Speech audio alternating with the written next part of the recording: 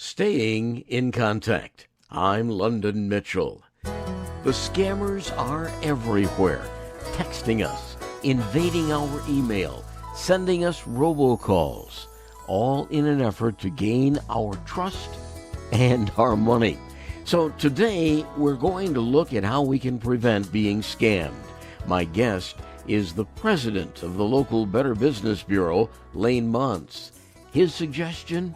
Make a New Year's resolution to adopt an anti-scam mindset. Well, London, first of all, my life is a breadcrumb trail of failed New Year's resolutions, right? Like most everybody. I am not a believer in them either. So often we fall off the wagon with them. But once in a while, one of them will stick, or it'll stick long enough to do some good. And I think one of those things is to make a resolution this year as early as possible that you are going to be a watchdog for yourself and for your friends and family to not get taken advantage of by scams, because they are very pervasive. They're everywhere. The genie is not going back in the bottle when it comes to scams, especially those perpetrated through technology and online platforms. So we just have to adopt it as part of a permanent cultural mindset. I'm going to be aware of scams. And by making that resolution, we can prepare ourselves for the ongoing battle to resist the temptation to click a link or respond to a text that we shouldn't. That's the starting point, I think. So we need to make ourselves aware of some of the clues that we might be walking into a minefield? Sure. Because, the internet and technology have brought a lot of good things, but they brought some bad things too. I think we all know that. And one of them is, just as it's made it easier for legitimate businesses to sell online and conduct business online or through text and email, it's also made it easier for the criminals and the scammers. And like I said, that's not going away. That's a permanent part of society now. So we just have to be ready to do battle. I mean, I'm exaggerating a little bit, but I'm doing it for effect, because we say this message all the time, and yet every day there are people that have never been part of a scam before and they get hooked. And you just want to fight it back as much as possible. That's part of our mission here at Better Business Bureau. Is there something that should click within us that says, Absolutely.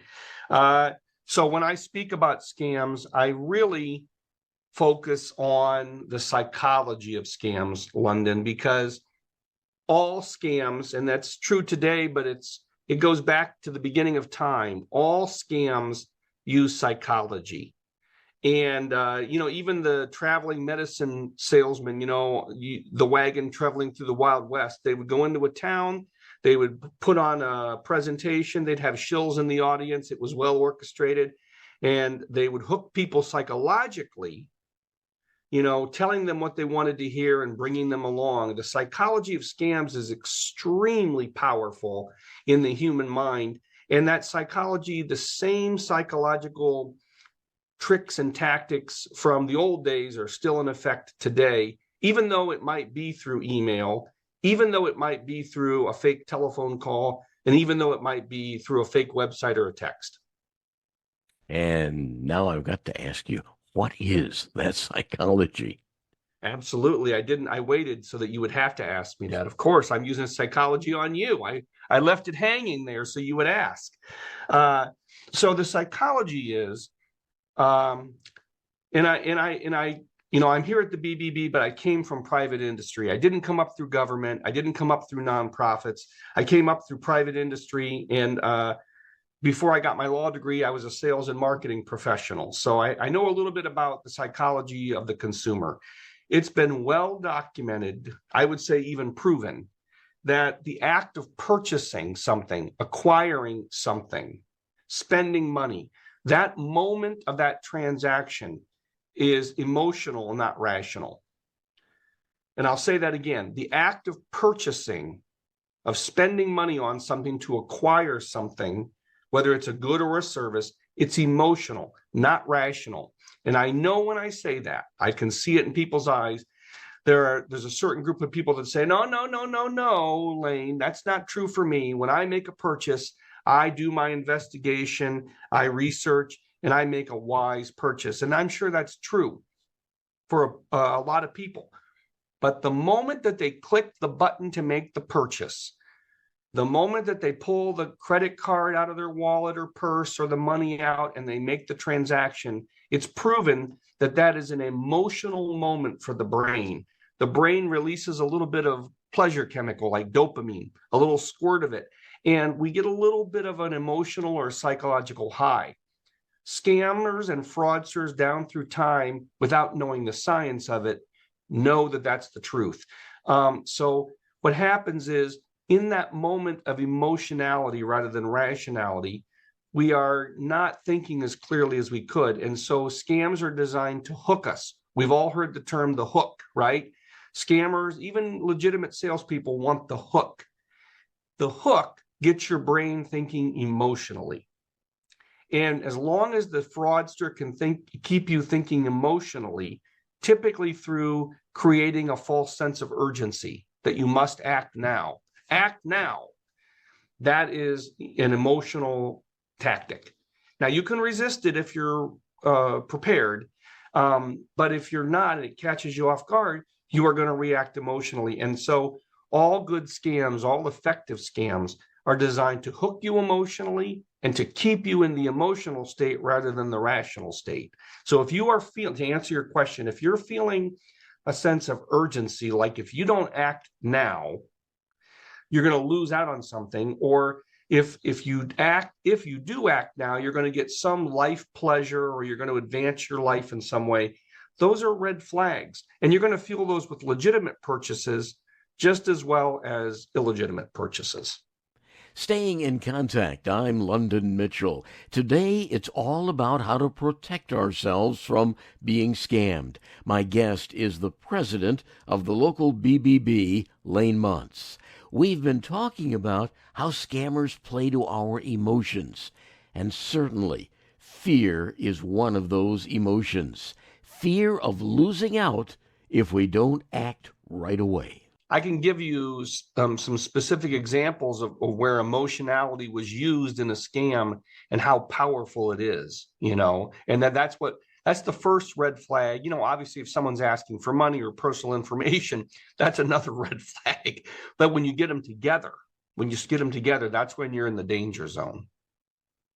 So let's walk through a couple of those examples and wise people up, because I'm sure if it's happened yesterday, it's going to happen again tomorrow.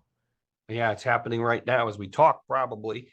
So here's one that happened a couple of weeks ago, probably about a month ago now. A gentleman called in, a little bit older, I'll say a seasoned citizen, but not, he was well in control of his faculties. He was looking to buy a truck, and he went on to a website. He believed that website to be eBay Motors, which handles eBay's vehicle transactions. It looked like eBay Motors' website. It was not. It was a fake website, but it looked the same. It's a copycat. It's just the website address was a little bit different. But unless you are paying close attention, you do a Google search, you follow the link, now you're taken to a fake website. You don't know it. So he thought that he bought this truck. It was up in Michigan, southeastern Michigan, a suburb of Detroit, at a car dealership. He transferred $4,000 because the truck was advertised. They're hard to find. It was advertised at a really good price. That's another red flag of the too good to be true type of situation. He transferred the money and then never heard anything back. So he called us and we looked into it. We determined that it was a fake website made to look like a real one. So the emotion is looking for a hard to find item, right? The used car market has been pretty tough. He found it at a price that was too good to be true. It was up for sale. They were urging him to act now because these trucks fly off the lots, so to speak. And then he transferred the money. It looked legitimate. He was very happy about the purchase. It took us quite a while to convince him that it was a scam. And here's the thing.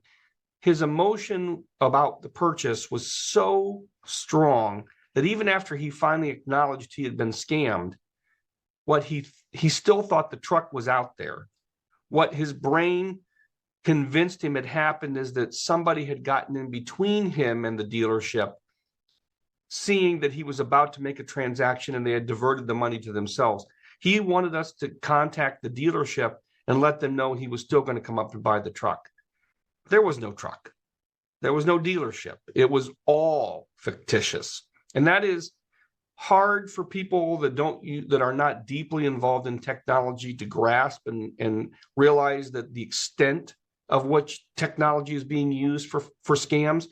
But his brain was in that emotional state, London, and he even when he finally admitted that he had lost the money, he still thought the truck was out there for sale, not realizing the truck was just a picture of a truck taken off the internet, pasted onto a fake website with a fake phone number, and they took his money and there was no truck. It was really, really hard, and he was very angry about it.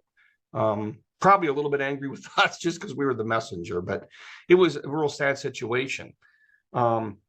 Another situation, and this is a classic example. She said the IRS had called her to let her know she had a tax deficiency of about $7,000. And if she didn't pay it right now over the phone or, within a few minutes, they were going to come and arrest her. So if you want to talk about an emotional fear factor, which you brought up, getting a call from the IRS that you owe them $7,000, that's certainly the fear factor. It's very emotional.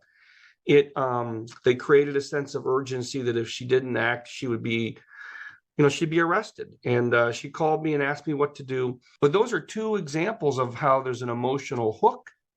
And then there's a tactic to keep you in the emotional state to get your money or your data or both. Just a side note here, the IRS will never call you on the telephone and say you owe money. They don't work that way. They do not. They send all. In fact, they won't even accept. They will not even accept email inquiries or faxes. They deal by snail mail only. So they won't text you. They won't call you. They won't send you an email. So to your listeners out there, only snail mail, hard copy letter in your mailbox. That's the only way they communicate. Let's play this out. Let's say, oh my gosh, I'm the guy that tried to buy the truck, or I'm the guy that got hoodwinked by the fake IRS agent, or golly, I think I've given the wrong person my personal information. What can I do? How can I save myself? What can the BBB do for me? Well, first of all, I can give you a cliche that is true and but also a little disheartening. When it comes to scams and especially your personal information, the old cliche, an ounce of prevention is worth a pound of cure. It really applies to your personal information because once it's out, there's not really a lot you can do to get it back from a criminal. They have it. So don't let that happen. So I would say first, and I'm going to plug my organization, of course, go to bbb.org. If you're thinking about making a purchase, go to bbb.org and show a preference for businesses that are part of the BBB. If they're accredited, they can display the bbb.org torch logo, and they are paying money and taking a pledge to be part of our organization. And we do vet businesses and charities more deeply than most other organizations vet them. So we don't just let anybody in. It's not pay to play. You do have to pay membership dues, but not all of our applicants get in. And we do have to kick businesses out every year because they're not following the pledge of ethics and honesty. So that's one step. Also say local businesses in general. Shop locally if you can. Lane, you are giving us some good tools, but there is so much more to be said. So Lane Montz, president of the local BBB, will be continuing the discussion with us next week. So please join us as we continue staying in contact. In the meantime, email me through my website, londonmitchell.news.